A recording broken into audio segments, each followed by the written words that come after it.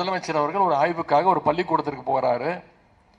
அங்கே ஒரு குழந்தை சோர்வாக நின்றுட்டு இருக்காங்க, ஒரு சின்ன பையன். அந்த பையன்கிட்ட கேட்குறாரு முதலமைச்சர், என்ன தம்பி என்னாச்சுன்னு. அந்த பையன் சொல்கிறான், ஐயா நான் காலையிலேருந்து சாப்பிடல, பசியில் இருக்கேன் அப்படின்னு. அந்த பையன் சொன்னோடனே நம்முடைய முதலமைச்சர் உத்தரவு போடுறாரு, இனிமேல் அரசு பள்ளிகளில் 1ஆம் வகுப்புலேருந்து 5ஆம் வகுப்பு வரை படிக்கக்கூடிய அனைத்து குழந்தைங்களுக்கும் முதலமைச்சர் காலை உணவு திட்டம். காலையில் வந்தோடனே முதல்ல தரமான உணவு, அதன் பிறகு தரமான கல்வி.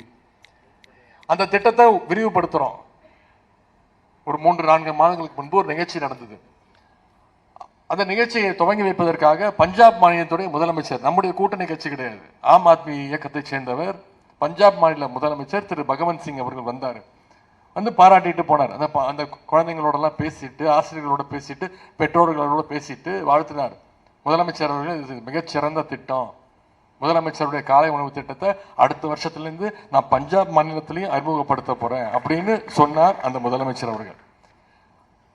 அதே மாதிரி தமிழ் புதல்வன் திட்டம், புதுமை பெண் திட்டம். குழந்தைங்க பள்ளிக்கூடத்திற்கு வர ஆரம்பிச்சுட்டாங்க. பத்துமா? பத்தாது.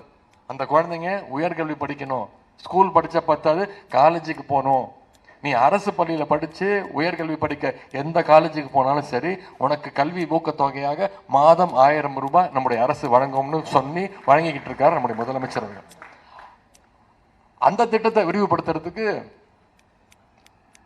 தெலுங்கானா மாநிலத்துடைய முதலமைச்சர் திரு ரேவந்த் ரெட்டி அவர்கள் வந்தார்.